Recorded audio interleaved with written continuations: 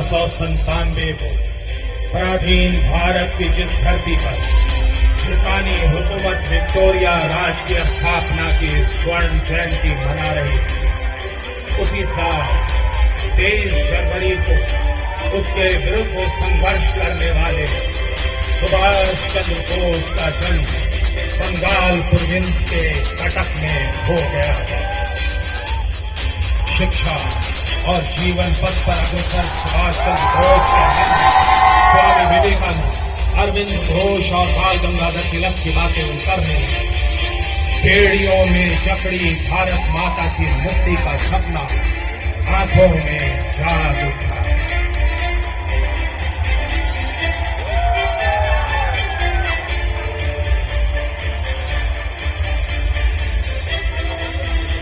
लेकिन पिता की जिद के आगे उन्हें आगे की पढ़ाई के लिए इंग्लैंड जाना पड़ा। सुभाष चंद्र बोस ने ICS की परीक्षा पास कर पिता का सपना पूरा कर दिया।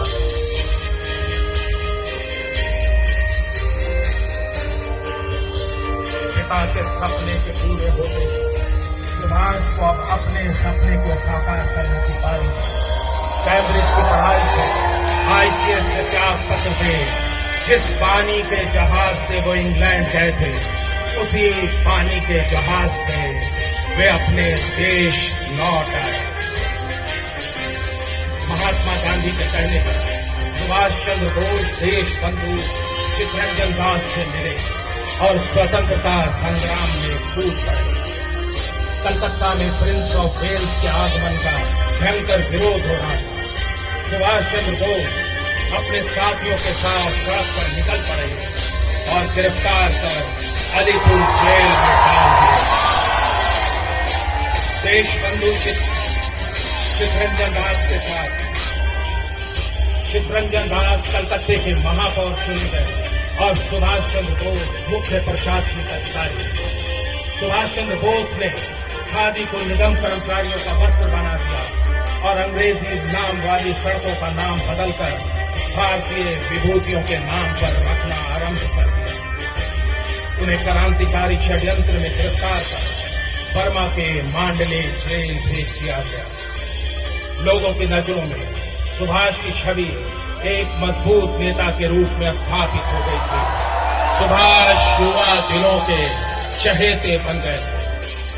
सन 1938 में उन्हें कांग्रेस पार्टी का अध्यक्ष चुन लिया गया। वे भारत को दुनिया के अन्य देशों की तरह आर्थिक प्रगति के मार्ग पर ले जाना चाहते थे। उनके प्रगतिशील विचार को स्वदेशी और कुटीर उद्योग के विरोध में देखा जाने लगा। जब दूसरी बार अध्यक्ष बनने की बात आई तो इनका विरोध शुरू हो गया। सुभाष चंद्र बोस के लिए कांग्रेस के अंदर का वातावरण दिन ब दिन दमघोटू होता गया। अंततः 1939 की कलकत्ता बैठक में उन्होंने कांग्रेस से इस्तीफा दे अपनी पार्टी फॉरवर्ड ब्लॉक की स्थापना कर। नेताजी को लगने लगा कि भारत की आजादी अंतर्राष्ट्रीय राजनीति में प्रवेश करके ही पाई जा सकती है।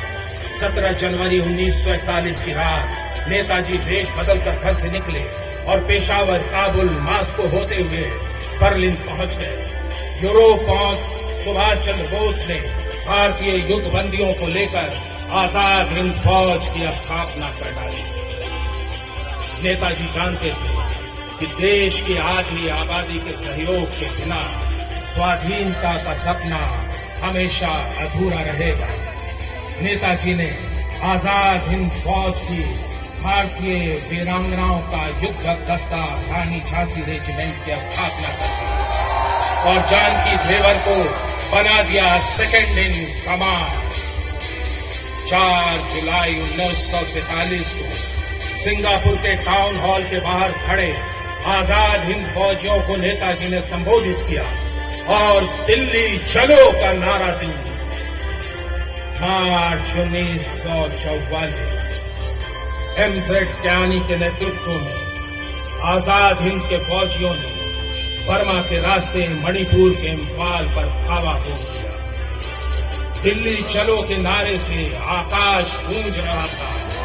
आजाद हिंद फौजियों ने भारत की सीमा में घुसकर विजय का तिरंगा लहरा दिया। आंशिक मिली जीत और आजाद हिंद फौजियों के बढ़ते कदम को बेमौसम बारिश ने रोक दिया। आसमान से बमों की वर्षा होने लगी। आगे बढ़ना संभव नहीं था। नेत अपने बचे हुए सैनिकों के साथ वापस बैंकॉक लौट गए। इम्फाल और कोहिमा की लड़ाई के बाद स्वतंत्रता संग्राम का एक अध्याय समाप्त हो गया था, लेकिन लोगों की यादों में नेताजी वैसे ही जिंदा थे। नेताजी और आईएनए ने जो युद्ध छेड़ा था वो 15 अगस्त 1947 को भारत की स्वतंत्रता के साथ साकार हो गया था और आजाद भारत का आकाश जय हिंद के उनके नारे से गूंज उठा था।